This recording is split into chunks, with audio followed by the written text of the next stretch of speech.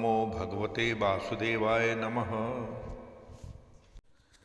जैसा कि आप जानते हैं कि अध्याय 16 में देव असुर संपदा विभाग योग के बारे में भगवान कृष्ण विस्तार से अर्जुन को बता रहे हैं।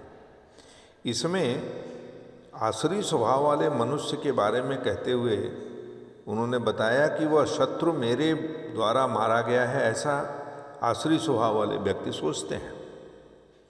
उन अन्य शत्रुओं को भी मैं मार डालूंगा।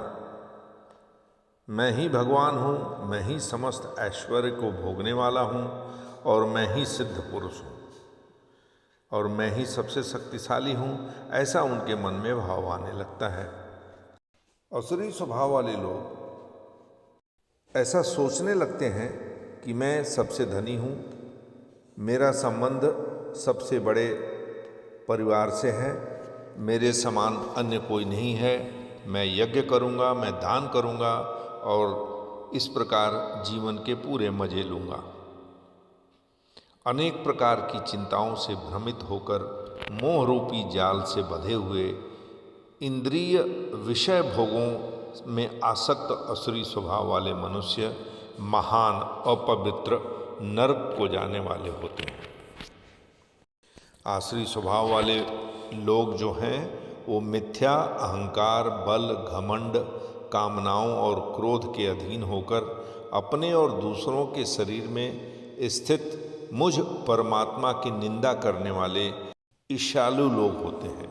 इनके अंदर ईर्ष्या कूट कूट कर भरी होती है। आसुरी स्वभाव वाले लोग अधम होते हैं और ऐसे अधम मनुष्यों में को संसार रूपी सागर में निरंतर आसुरी योनियों में ही रहना पड़ता है।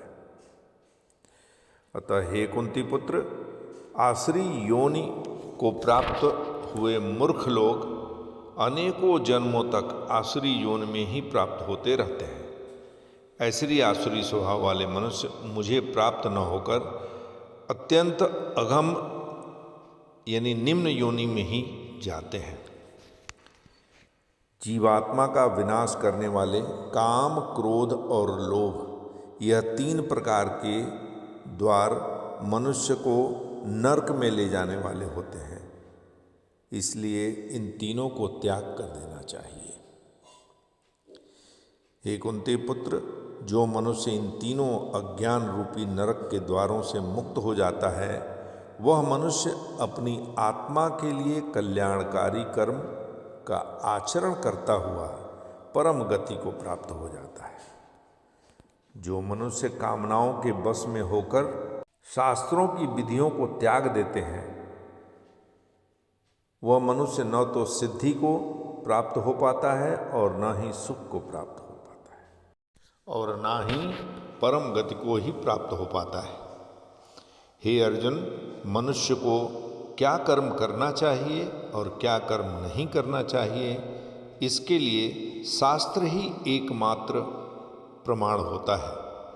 इसलिए तुझे इस संसार में शास्त्र की विधि को जानकर ही अपना कर्म करना चाहिए।